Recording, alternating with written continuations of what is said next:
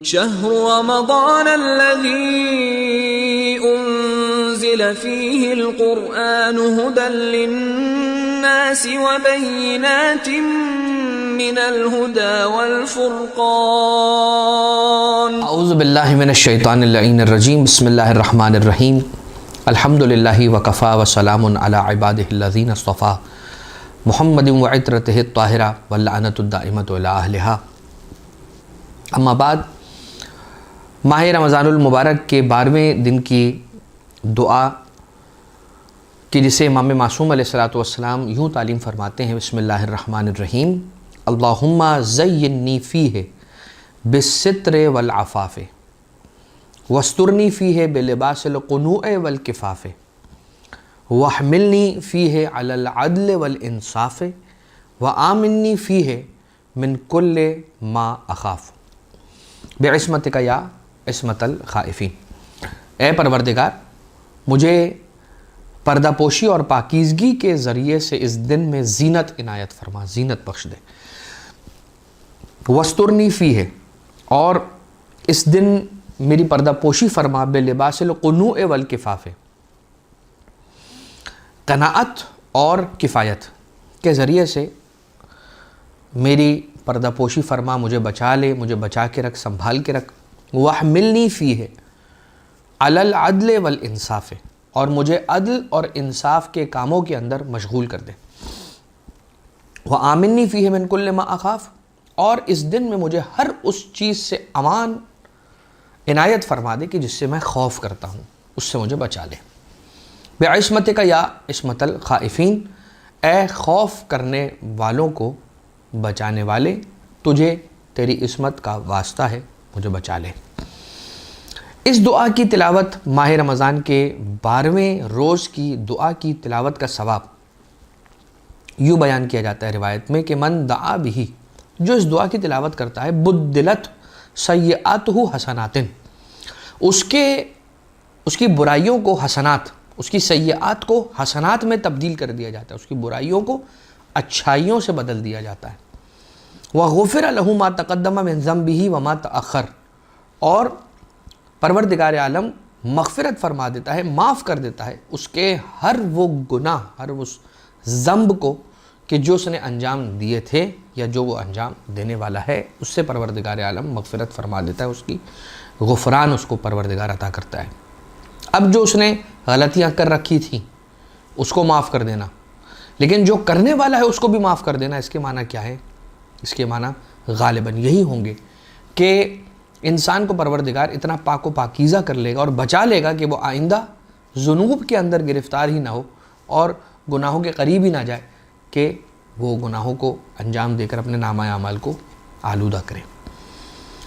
ستر، زینی فیہ بالستر والعفاف، پروردگار مجھے اپنی پردہ پوشی اور پاکیزگی کے ذریعے سے مجھے زینت عنایت فرما۔ ستر یعنی کسی چیز کو چھپانا، کسی چیز کی پردہ پوشی کرنا، ڈھانپ لینا، اسے ڈھانک دینا۔ بیان کیا جاتا ہے کہ وَإِذَا قَرَأْتَ الْقُرْآنَ جَعَلْنَا بَيْنَكَ وَبَيْنَ الَّذِينَ لَا يُؤْمِنُونَ بِالْآخِرَةِ حِجَابًا مَسْتُورًا، کہ جب آپ قرآن کریم کی تلاوت کرتے ہیں، جب قرآن کریم کو پڑھتے ہیں، تلاوت کرتے ہیں جب آپ قرآن کریم کی، تو ہم آپ کے اور ان لوگوں کے درمیان کہ جو لوگ آخرت پر ایمان نہیں رکھتے، ایک ستر کو، ایک حجاباً مستورہ کو رکھ دیتے ہیں جو آپ کو ان سے بچا کے رکھتا ہے، دور کرتا ہے، چھپا کے رکھتا ہے۔ یعنی جو قرآن کریم کی تلاوت کرے گا تو پروردگار عالم اسے جو ایمان نہیں رکھنے والے افراد ہیں یا جو برے لوگ ہیں ان سے بچا کر رکھتا ہے، ان کے شر سے پروردگار بچا کے رکھتا ہے، اپنے پردہ پوشی کے دامن میں چھپا کر رکھتا ہے۔ حضرت امیر المومنین علیہ السلام یہ ارشاد فرماتے ہیں یا ایھا الناس، یا ایھا الناس طوبی لمن شغلہ عیبہ عن عیوب الناس۔ ستر کرنا، پردہ پوشی کرنا یعنی کیا؟ کسی کے عیبوں پہ پردہ ڈالنا، کسی کے عیبوں کو چھپانا، مولا کائنات علیہ السلام ارشاد فرماتے ہیں کہ خوشخبری ہے اس کے لیے، اے انسانوں، جتنے بھی انسان سن رہے ہیں، جہاں تک مولا کائنات علیہ السلام کا یہ جملہ پہنچ رہا ہے، ان سے امام کا خطاب ہے، مولا کا خطاب ہے۔ مولا امیر علیہ السلام فرماتے ہیں کہ طوبیٰ لمن، خوشخبری ہے اس کے لیے، گڈ نیوز ہے اس کے لیے، کہ لمن شغلہ عیبہ عن عیوب الناس، جس کو اس کے اپنے عیبوں نے اس بات سے روک دیا ہے کہ وہ دوسرے کے عیبوں کو دیکھے۔ یعنی میرے عیب ہی اتنے ہیں کہ میں پہلے اپنے عیب تو ٹھیک کر لوں، پھر میں دوسروں کے عیبوں پر نظر کروں گا۔ پہلے میں اپنے عیب تو ٹھیک کر لوں، پہلے میں اپنی تو کمی کو پورا کر لوں، پھر میں دوسروں کی کمی اور دوسروں کے عیب دیکھوں گا، اس میں سے عیب جوئی اور تلاش کروں گا عیب۔ لہٰذا خوش نصیب وہ ہے مولا کائنات علیہ السلام کی نگاہوں میں جسے اپنا عیب دوسروں کے عیب پر نظر کرنے سے بچا لے، روک لے، مشغول کر لے۔ اب مولا سید سجاد علیہ السلام کی دعا صحیفہ سجادیہ کے اندر یوں ہے کہ سرکار ارشاد فرماتے ہیں کہ اے پروردگار، تیری شان ستاریت ہی کا یہ نتیجہ ہے کہ تو بندوں کے عیبوں پہ پردہ ڈالتا ہے، کیونکہ رب ذوالجلال کو یہ بات گوارا نہیں ہے کہ اس کے بندے دوسروں کی نظروں میں ہلکے ہو جائیں اور اپنے چھپے ہوئے عیبوں کی وجہ سے وہ ذلیل ہو جائیں۔ پروردگار کو یہ بات قبول نہیں ہے، اسے گوارا نہیں ہے کہ اس کے بندے اپنے چھپے ہوئے عیبوں کی وجہ سے دوسرے بندوں کے سامنے ذلیل اور رسوا ہو جائیں اور کم ہو جائے ان کی عزت۔ اس لیے پروردگار عیبوں پہ پردہ ڈالتا ہے اور کسی کا عیب ظاہر نہیں کرتا، حالانکہ وہ جب چاہے لوگوں کا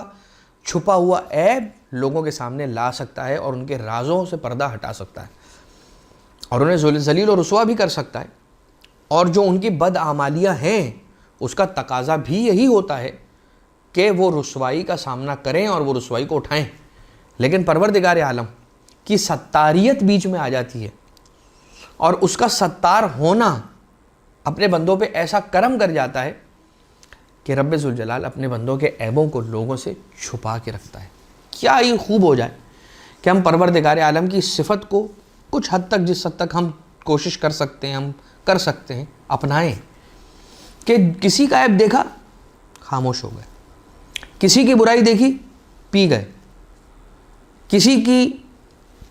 کوئی بدعملی دیکھی خاموش رہے، کسی کے سامنے اسے افشا نہ کیا،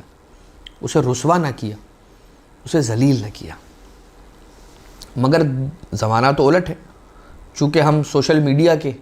اس تیز ترین دور میں زندگی گزار رہے ہیں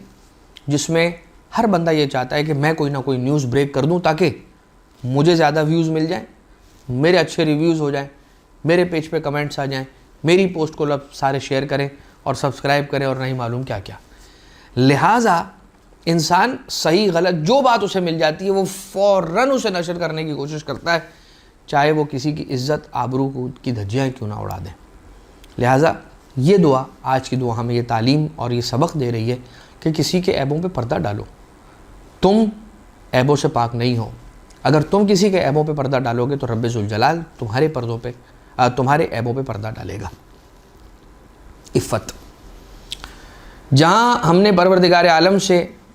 ستر کا سوال کیا وہیں پر عفاف کا سوال بھی کیا ہے، اور عفت اور عفاف، پاک دامنی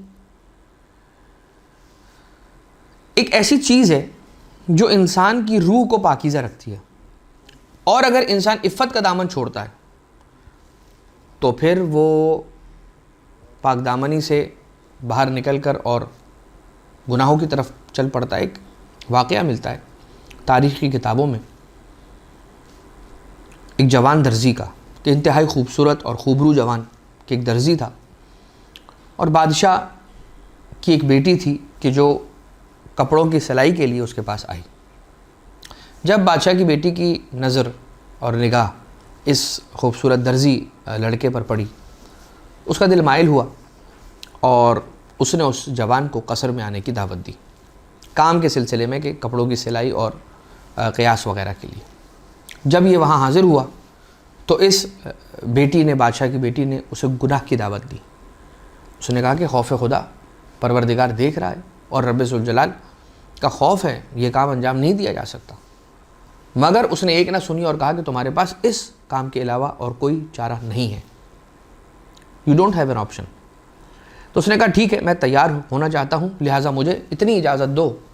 کہ میں محل کی چھت پر چلا جاؤں. یہ لڑکا محل کی چھت پر گیا اور یہ کہتا ہے کہ میں نے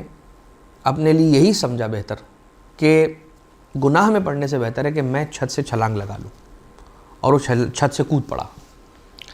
پروردگار عالم کا کرنا یہ تھا کہ وہ گرا لیکن اسے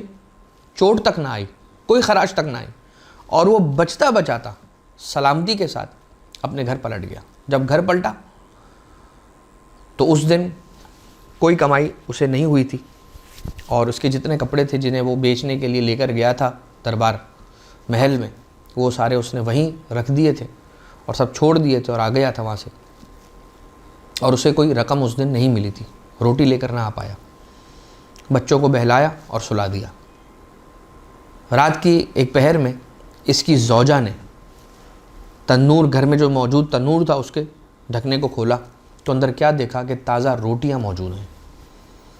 جب ان روٹیوں کو دیکھا تو تعجب کے ساتھ وہ زوجہ سوال کرنے لگی, درزی کی زوجہ,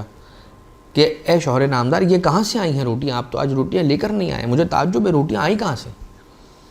تو اس نے جواب دیا کہ یہ عفت, پاک دامنی اور پروردگار عالم کے حکم کو انجام دینے اور اس کو بجا لانے کے نتیجے میں پروردگار عالم نے ہمیں یہ روٹیاں نصیب فرمائی ہیں اور عطا کر رکھی ہیں. جب پروردگار عالم کے سکھلائے ہوئے دین پر انسان عمل کرتا ہے اور اس راستے پر چلتا ہے جو اس کی رضا کا راستہ ہے, تو پھر بندے کی کیا مرضی ہے اسے خود پروردگار عالم پورا کر دیا کرتا ہے. تو اللہم زینی فیہ بالستر والعفاف, ستر میں بھی زینت ہے اور عفاف میں بھی زینت ہے. عفت میں تو زینت ہے کہ انسان پاک دامنی کے ساتھ رہے, عفت کے ساتھ رہے, عزت حشمت کے ساتھ رہے, احترام کے ساتھ رہے, اور ستر میں دوسروں کے عیب چھپانے میں بھی زینت ہے, اپنے لیے زینت ہے. وَاسْتُرْ فِيهِ بِلِبَاسِ الْقُنُوعِ, اور پروردگار مجھے قناعت کے لباس کے ذریعے سے میری پردہ پوشی فرما, میری حفاظت فرما, کہ اگر میں نے قناعت نہ کی اور کم پہ صبر نہ کیا تو میں غلط کاموں کی طرف پڑ جاؤں گا اور حرام کاموں سے میں حرام رزق اور حرام روزی کی طرف لپکوں گا.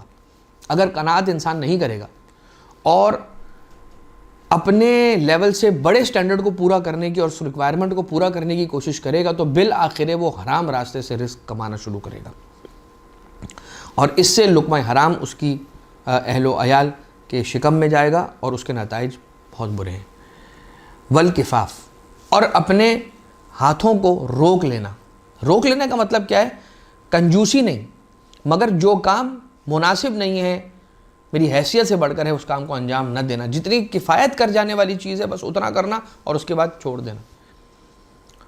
قناعت والکفایہ, پروردگار اس کے ذریعے وَحْمِلْنِي فِيهِ عَلَى الْعَدْلِ وَالْإِنصَافِ, اور پروردگار مجھے عدل اور انصاف کرنے کی توفیق عنایت فرما, مجھے توفیق عنایت فرما کہ میں عدل اور انصاف سے کام لوں, ظلم نہ کروں, جہالت کا مظاہرہ نہ کروں, اور جس چیز سے میں خوف کرتا ہوں اگر یہ تین چیزیں میں نے کر لی تو چوتھی چیز پروردگار مجھے خود عطا کر دے گا. اگر میں نے ستر اور عفاف سے کام لیا, لوگوں کے عیب چھپائے, لوگوں کے ساتھ عفت اور پاک دامنی کے ساتھ رہا, اگر میں نے قناعت کی, صبر کیا اور عدل اور انصاف سے لوگوں کے درمیان برتاؤ کیا, تو مجھے جس چیز کا خوف ہے پروردگار اس سے مجھے امان عطا کرے گا. بِعِصْمَتِكَ یا عِصْمَتَ الْخَائِفِينَ, اے خوف زدہ لوگوں کو بچا لینے والے اپنی عصمت کے واسطے سے میری حفاظت فرما. اس دعا کے صدقے میں کہ پروردگار ہم سب کے دامن کو پاک اور پاکیزہ رکھے, آلودہ ہونے سے بچائے, آنکھوں کے گناہ, کان کے گناہ, زبان کے گناہ, ہاتھوں کے گناہ, جتنے گناہ نے کبیرہ اور صغیرہ ہیں ان سے ہمیں محفوظ فرمائے, اور امام زمانہ عجل اللہ تعالیٰ فرجہ الشریف کے ظہور میں تعجیل فرمائے. وآخر دعوانا ان الحمد للہ رب العالمین وصلی اللہ علی محمد وآلہ الطیبین الطاہرین.